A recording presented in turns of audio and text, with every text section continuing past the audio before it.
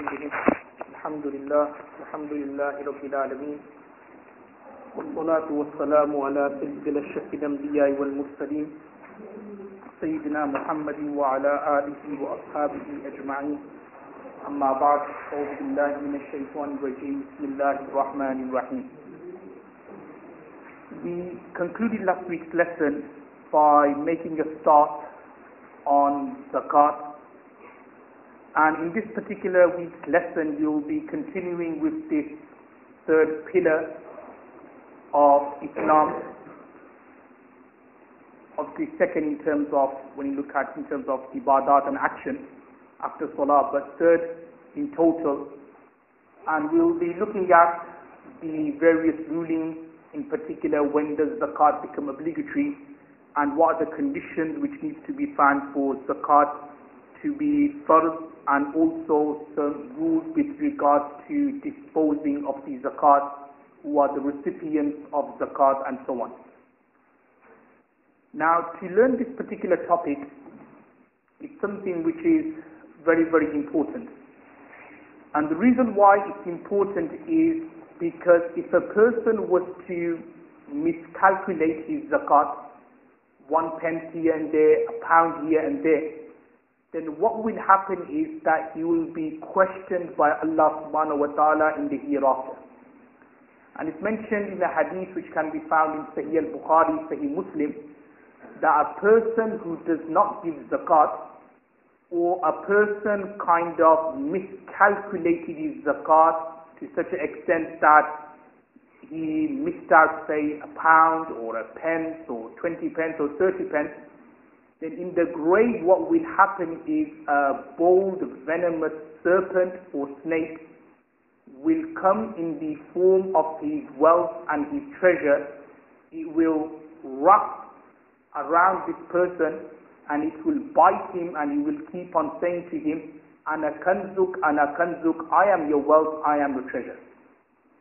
What this hadith is trying to say is that not giving zakat, then the consequences are you will be tortured, you will be punished in the hereafter, you will be severely punished in the grave to such an extent that all the wealth which you had, that will now turn into a snake, a serpent which will bite you, which will be eating you up, which will be stinging you, and it will keep on saying, Ana kanzuk, I'm a treasure, I'm a wealth. So this is something which is very important. We need to know exactly in which things we have to give zakat and which things we don't have to give zakat. Now, the first section which we're going to look at is what are the conditions which need to be found for zakat to be obligatory. Now, the first condition is that a person has to be a Muslim. Zakat is obligatory upon Muslims and it's not obligatory upon non-Muslims. So that's the first condition. The second condition is that zakat is obligatory on mature people, those who have reached the age of puberty. Zakat is obligatory upon them. So just say, for example, if you have a young son or a young daughter, an immature son or daughter, and sometimes like you give them some money, or you give them, say, jewelry, gold jewelry, so they themselves don't have to give zakat on that particular amount. Sometimes we see that a father, you may open a bank account for his young son or his young daughter, they put their pocket money in there, they put money inside there. Once a month the father may give the son or the daughter £50 to put into the account, £100 to put into the account. So that money, even though 1 year passes, there is no zakat on that. Why? Because the owner of that particular money is not the father, it's not the mother, but it's actually that immature child, is that immature boy or girl. So therefore, because one of the conditions of zakat is maturity, bulugh, and because they have not reached that age, zakat is not obligatory upon them. So that's the second condition. The third condition is that zakat is obligatory on sane people, aqil. Those who are sane, zakat is obligatory upon them. So what we can derive is that if someone has a mental illness, if someone, what we call in Arabic, majnoon, someone who's basically retarded, or for example has feeble mind, doesn't know what's happening, then such a person, zakat is not obligatory upon him. So that's the third condition. The fourth condition is that zakat is obligatory on gold and silver. So A is gold. The second thing which is obligatory upon is silver. And number 3, on any items with the intention of reselling. Basically, zakat is only taken out from what we call zakatable assets. You don't take out zakat from anything, but there are 3 things which you take zakat from. They are gold, silver, or one example will be cash notes, because obviously as you know the £20 which you have actually signifies the £20 in terms of gold which is in the Federal Reserve. So the cash or the money which you have, the notes which you have, or any kind of gold or silver which you have to give zakat on that. And also on any item with the intention of reselling, then zakat is obligatory on these 3 items. So let me just give you examples. Just say a mobile phone. Now you just got a mobile phone. Now mobile phone is not gold, it's not made out of silver. And if you've got a mobile phone with the intention of personal use and not with the intention of reselling, then zakat is not obligatory on a mobile phone. Just say for example you got cars. Yes, zakat again is not obligatory in cars. Why? Because cars is not made out of gold, it's not made out of silver, it's not with the intention of reselling. Even though you may have 10 cars outside, even then you don't have to give zakat on that. Even though you may have 10 mobile phones, you're only using one, the other 9 is in your cabinet or in the cupboard, even then there's no zakat. Why? Because these items, cars, mobile phones, laptops, even though you may have 100 laptops at home and you're only using one of them, the other 99, because they don't fall under zakatable assets, they're not made out of gold, they're not made out of silver, they're not, or they haven't been bought with the intention of reselling, and it was bought with the intention of personal use, you don't have to give zakat on that. So always remember the key point is zakat is obligatory on gold, silver, and obviously items with the intention of reselling. Now if we were to turn the coin in terms of, just say somebody he bought 100 mobile phones from a dealer with the intention of reselling, that he's going to open a shop and he's now going to start selling mobile phones, then such a person has to give zakat. Why? Because he's bought the mobile phone with the intention of reselling. So the way you work it out, we'll look at it later, but what you do is that whatever the current market value of the mobile phone is, you kind of calculate it. So just say, for argument's sake, it works out to be £10,000, then you'll give 2.5% zakat on that. So what I'm trying to say is that you give only zakat on gold, silver, and also on items with the intention of reselling.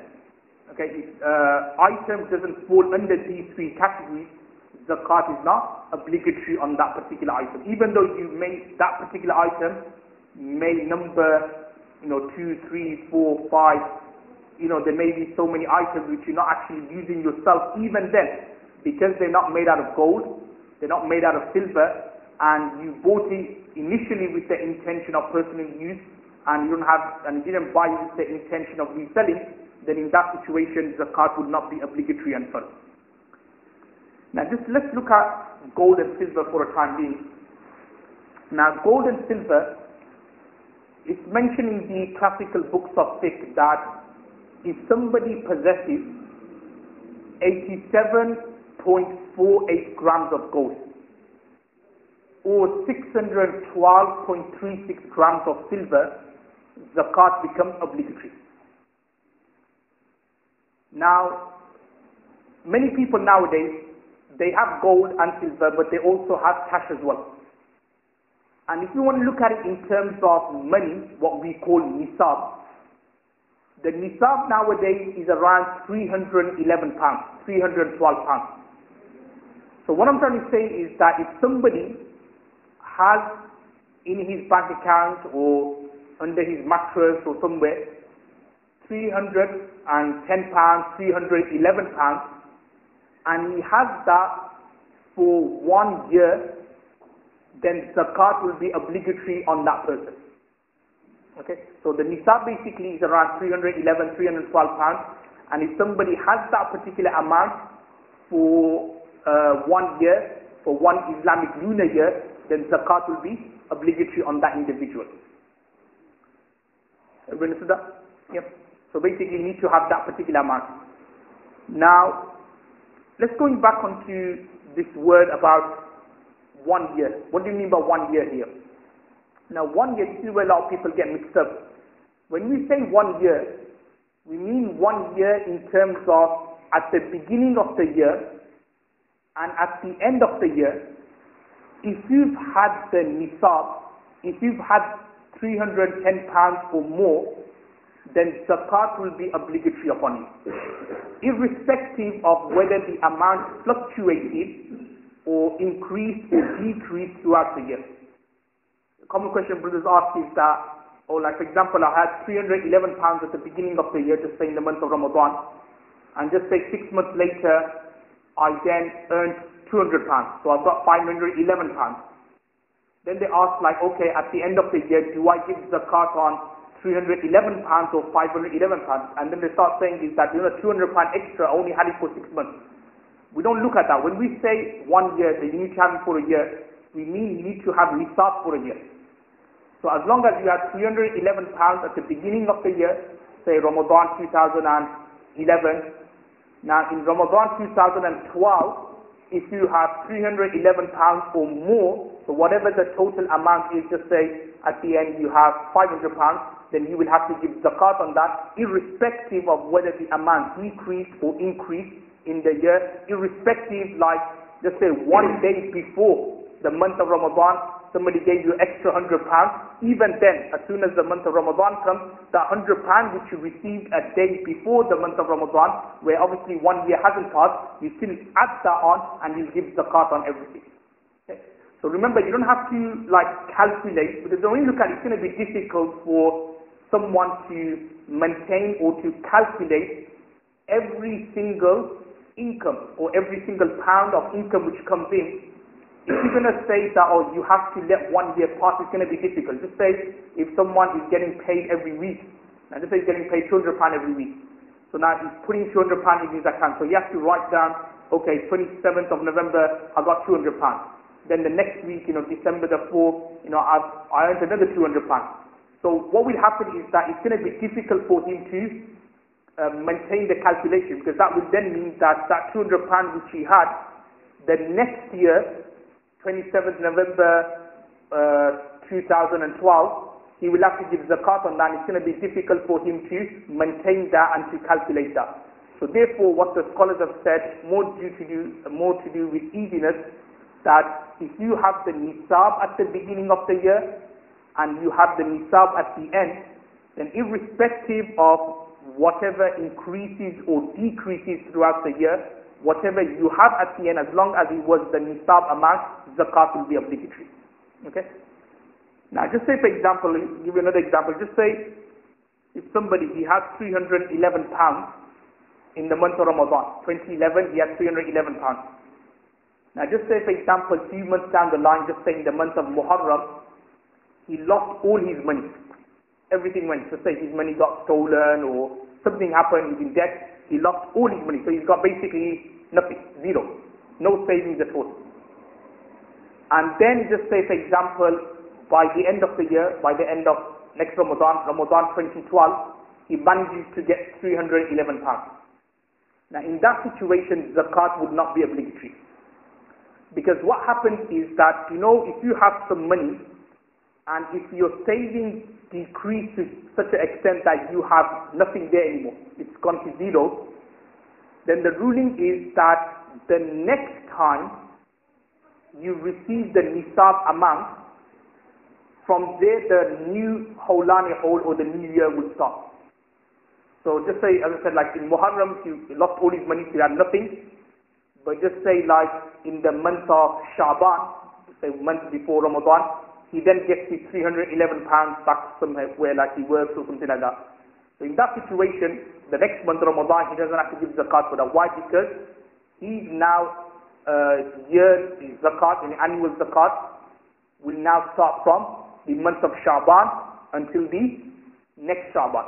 And this is how you work it out, okay? But if it was decreased, if it decreased to the extent that there was at least £1 there, then that's okay. You could then use that zakat year to work the zakat out. However, if it goes all the way to 0, then you'll have to wait until you get the next amount, or until you reach the threshold or the nisab the next time, and then from there the 12 months will start. Okay, so just keep that in mind. Okay, another ruling here with regards to gold, as I was explaining. Now, remember, zakat is obligatory on gold, irrespective of whether the gold is for show or whether women are or sisters are wearing it.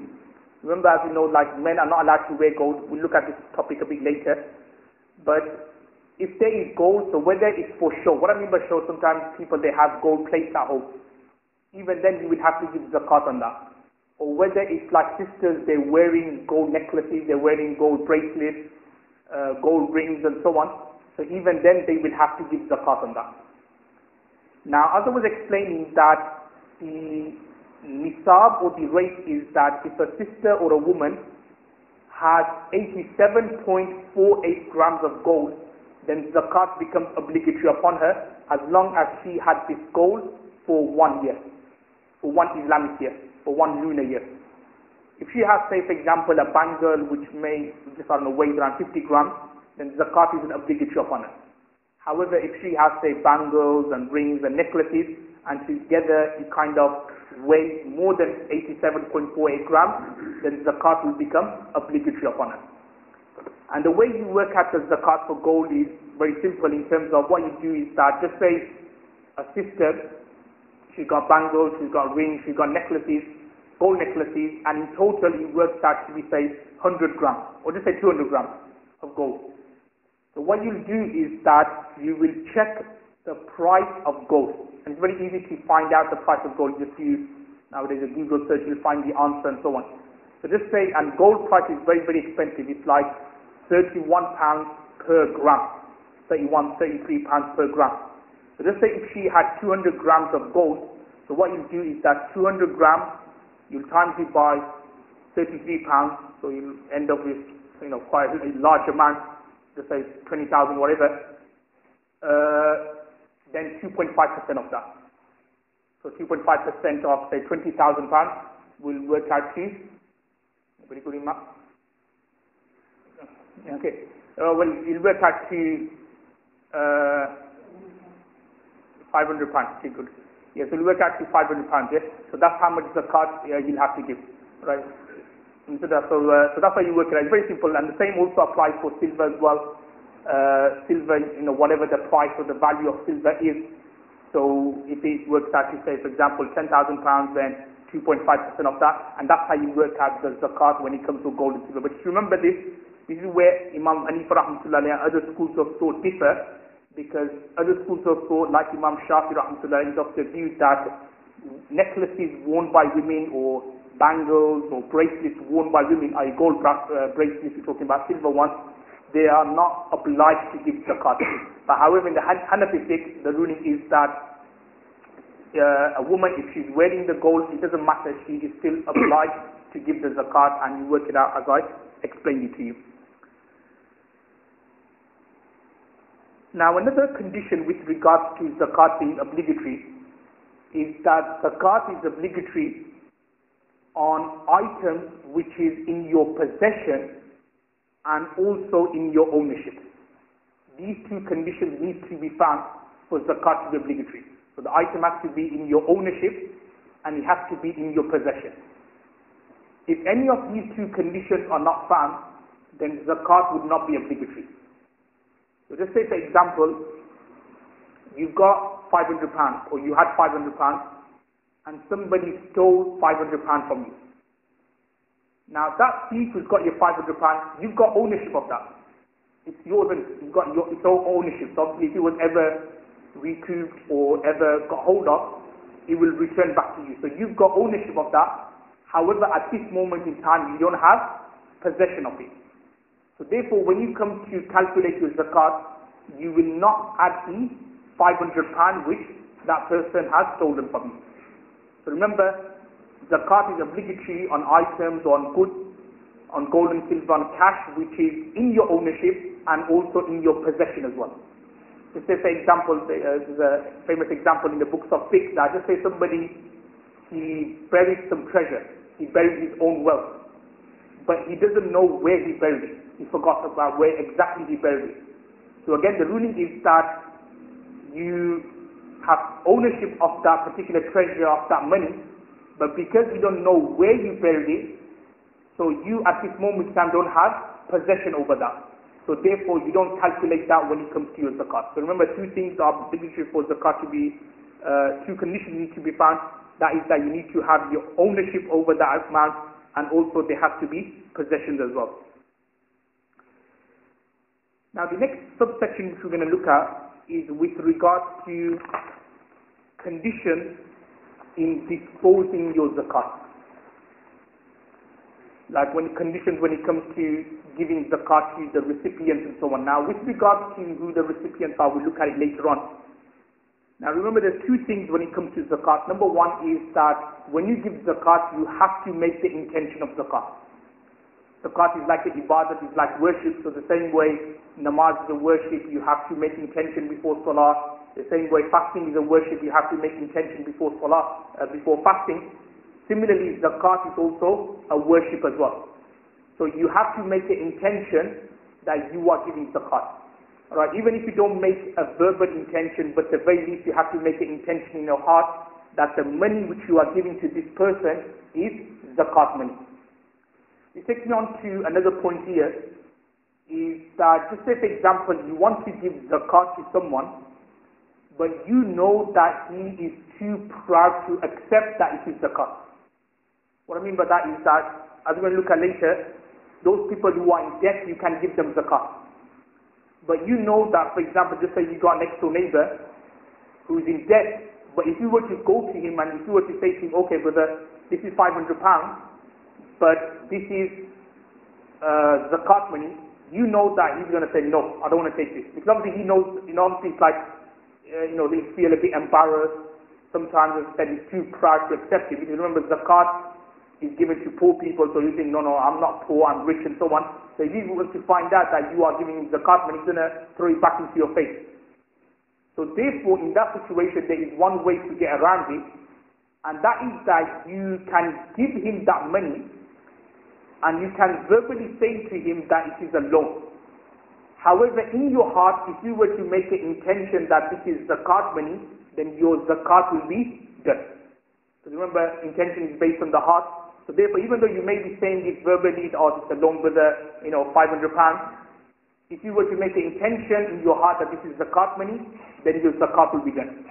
Now, if say, for example, a couple of years later, he then wants to pay this £500 off, then he could say to him at that time, well, there's no need, I forgive you the loan and so on. Then in that particular way, obviously your zakat will be done, and also that individual will be able to pay off his debt and his qard. So just keep this in mind, that zakat, you have to make an intention. Another ruling here with regards to zakat is that, remember, zakat is only considered to be fulfilled or accepted when the money reaches the recipient. When the zakatable money, when the zakat amount, when it reaches the recipient, when it reaches the poor, when it reaches the miskin, only then your zakat is considered to be valid, only then your zakat is considered to be uplifted. Before then, your zakat is not considered to be fulfilled. And what I mean by that is, just say for example, if you were to give zakat to someone, just say an uncle or an auntie who is going to Pakistan or going to Bangladesh, and you say to them that, look, can you give this zakat money to the poor in Bangladesh? So when you give your zakat money to your uncle, it doesn't mean that your zakat is being fulfilled. It doesn't mean that your zakat is done now. It's only when they go and then give it to the poor, only then you could say that your zakat has been done and your zakat has been accepted. Which then takes me on to a kind of modern day example here. Will be of all these religious, not religious, all these charitable organizations such as your Islamic Relief, Ummah Welfare and so on. Now remember, these organizations are considered to be our agent, our wakil in distributing the zakat to the poor and to the needy. So when you go to Ummah Welfare Trust with your zakat money, and you give them the zakat and they give you a receipt, it doesn't mean that that's it, you now done your zakat has been accepted. It's only when they give the zakat, it's only when they hand the zakat to the poor people, to the needy people, and it could be like a week later, it could be a month later, sometimes it could be a year later, only then your zakat will be considered uplifted and fulfilled in the eyes of Allah. So remember, all these all the charitable organizations like Islamic Relief, Health and so on, they are considered to be your agent and your wakil. It's only when they give it to the poor and the needy, your zakat is considered to be fulfilled. Before then, if they just have it in their pot and they haven't given it to the poor yet, then your zakat is not considered to be accepted or fulfilled yet until they give it to the poor. Which then takes me on to another kind of ruling which I want to mention with regards to charitable organizations. Remember, besides Ummah Welfare Trust, there are other charitable organizations which actually, from your zakat money, they take 10% out for administration costs.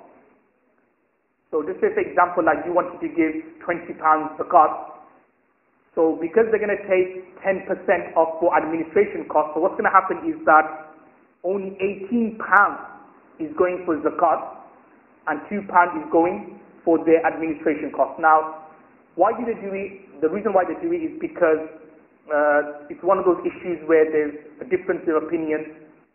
The Arab scholars in particular, they say that yes, it's permissible for these charitable organizations to take a cut from the zakat money. So that's why they rely on that particular opinion and fatwa, and what they do is that for every zakat donation you make, 10% goes for the administration cost. However, in the Hanafi fiqh, and according to the majority of scholars, it's considered impermissible for modern day charitable organizations to use zakat money for their administration costs. And the reason why, as I just explained, is because these organizations, they are actually considered your agent and your wakil to distribute the zakat. Okay? What happened in the olden days were that the Islamic State, he will delegate the responsibility to a person, and we call these people armies, zakat collectors, and they would go to every single individual who was obliged to give zakat. They will go to him and then they will take zakat money from them. And then that's why it's mentioned in the Quran, وَالْعَامِلِينَ عَلَيْهَا, that because of the zakat money, then from the zakat money they were allowed to take a certain cut from it for their wages. But because these charitable organizations, they're not working on behalf of the Islamic government, they're not working on behalf of Islamic State, just like independent, we consider these organizations to be more like your agent, because obviously you can't go to Africa, you can't go to the most needy places and give the zakat yourself to them. So therefore what we do is that we use these organizations to give zakat on our behalf. So therefore what I'm going to say is that it's not permissible or right for them to take a certain percentage from your zakatable money. Now there's two ways around it. The first way is obviously try to go to or give your zakat money to those organizations who don't take any cut from your zakat amount. Or the second way to get around it, just as an example, they even say Ummah Welfare Trust or any other organization which 100% your zakat or your donations go to the poor. Then in that situation, what you could do is that you can top it up, meaning that, just say for example, if you want to give £20 zakat, what you could say to them is that, okay, I'll give you £2 extra for your administration costs. Don't cut from my zakat money, because I want £20 to go for zakat, but for your administration costs I'll top it up, I'll give you extra £2, I'll give you extra £3 to cover that. So that's one way to go around it. Okay, however, if you just were to give it to them, what's going to happen is that they're just going to cut £2 off from your zakat amount, and that's going to go for the administration costs. And what will happen, as I mentioned in the hadith before, is that you'll be questioned by Allah subhanahu wa ta'ala on the day of judgment that, look, you didn't give £2 zakat money. And I mentioned the hadith with regards to that in terms of the snake, wrapping around you and saying, ana kanzuk, and biting you and so on.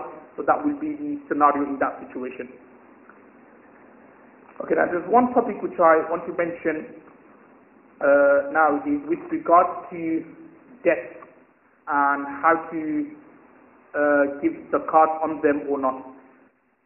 And also we take this opportunity to look at what we call long-term and short-term loans and how to calculate that from your zakatable amount.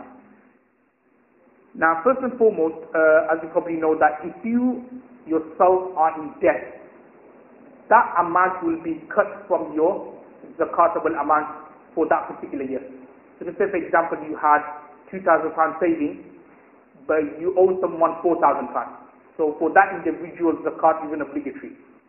Or just say, for example, you had £2,000 savings, but you owe someone £1,000. So what will happen is that £1,000 will be deducted from your £2,000, and the remaining £1,000 you will have to give zakat.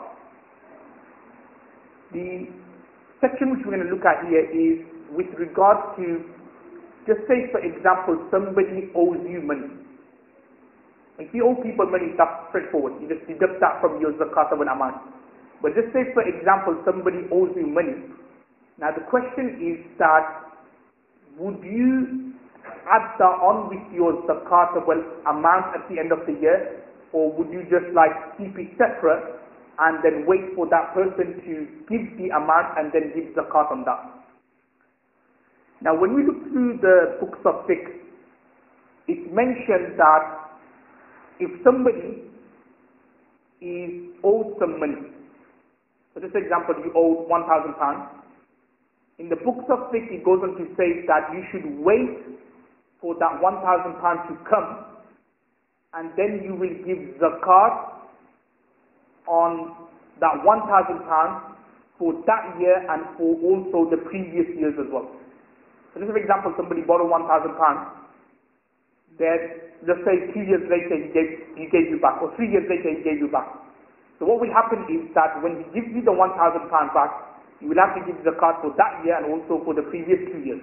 That's what is mentioned in the books of fiqh. i.e. is telling us that you should not add it on to your zakatable amount and your assets every year.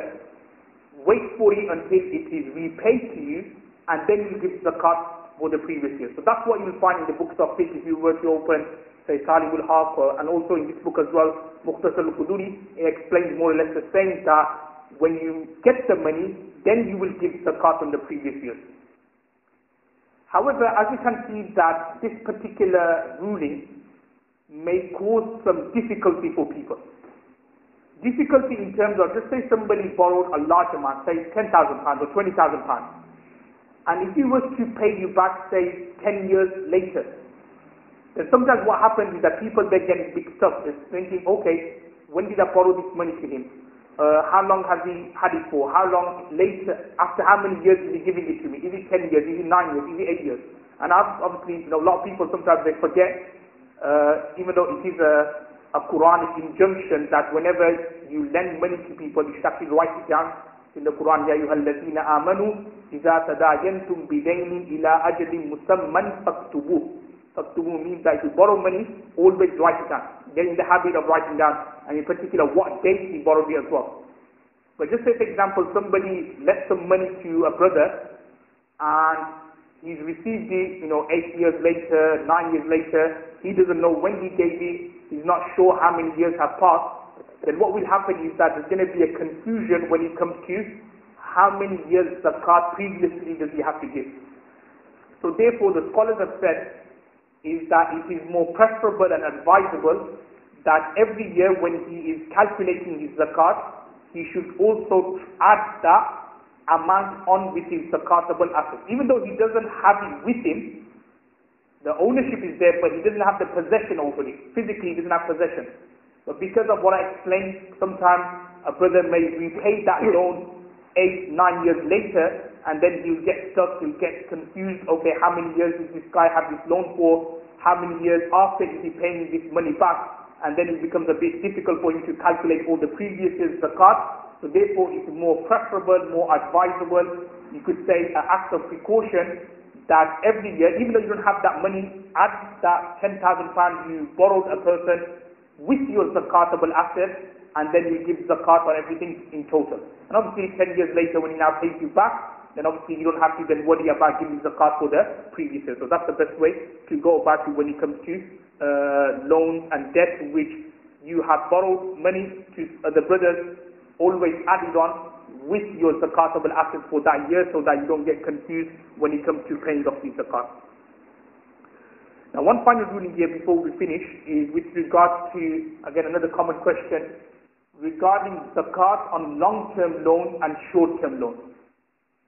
Now this word short-term loans, long-term loans, remember that any loan which you have to pay back or you are obliged to pay back, say within a year, you classify that as a short-term loan. However, any loan which you are obliged or you can pay back, say, after a year, then that is considered to be a long-term loan. Now, as I was mentioning that if you have a loan or you borrow people money, so you owe people money, then as I mentioned that what will happen is that you will subtract that amount from all your zakatable assets. Now, let's take an example of, say, Muslims in the UK. Many Muslims have houses on mortgage. Okay, that's a separate issue whether that is allowed or not. But many Muslims do have. So just say, for example, there's a Muslim, just say at the end of the year he only has £5,000 savings. But he's got a house on mortgage of £100,000. Okay? Now according to what we have read, what would happen is that he has to pay £100,000 to the bank. So according to what we have read, the rule should be what? £100,000 should be deducted from the £5,000. Basically, such a person should not be giving zakat at all. Now the problem is that if you're gonna, strictly speaking, go according to the letter of the law, then in that situation you could say 90%, 95% of Muslims in the UK would not be giving zakat. Because many Muslims have houses on mortgages. So what would happen is that whatever £5,000, £6,000, £10,000 savings they have, because they've got a £100,000 house on mortgage, they have a £200,000 house on mortgage, none of them will be giving zakat at all. So obviously that's going to be detrimental to the poor, to the needy. So therefore what the scholars have said is that short-term loan can be deducted, or a short-term loan will be deducted from your zakatable assets. Now what I mean by that, how it works with mortgages is the annual installment you're supposed to be giving to the bank for the mortgage. So just say for argument's sake, you're going to be paying, say, £2,000 to the bank for this year's mortgage. So only £2,000 will be deducted from your zakatable assets. Not the entire £200,000, but you'll only be deducting the installment for that particular year. So £2,000 will only be deducted. Or if it's £3,000, then only £3,000 will be deducted. And also remember that you'll only deduct the halal amount and not the haram amount. What I mean by that is, just for example, this year you're going to be giving back £2,000 to the bank for your mortgage. Now just say out of the £2,000, £1,800 may be halal, but the extra £200 is because of the interest. Yes? So you won't deduct the entire £2,000, but you'll only deduct the halal amount, which is the 1,800. Obviously, if you're not sure how much interest and how much is the halal amount, then you will deduct the entire amount. But if you are aware, and obviously when they give you the statement, they probably tell you that, okay, £1,800, or sorry, if you're going to give £2,000 this year, then probably £200 of it will be interest money, and the other £1,800 is because of the loan. Because a mortgage is like a loan, you're just taking out a loan from the bank. So £1,800 is the loan. So in that situation, you will just deduct the £1,800 and not the £2,000. But if you're not sure how much is interest or how much is the halal amount or the halal installment, then in that situation, you will deduct the entire amount. Just leave it there for this week. Inshallah, we'll continue some of the issues which need to be clarified with regards to zakat. Inshallah, that will be looked at next week. Any questions?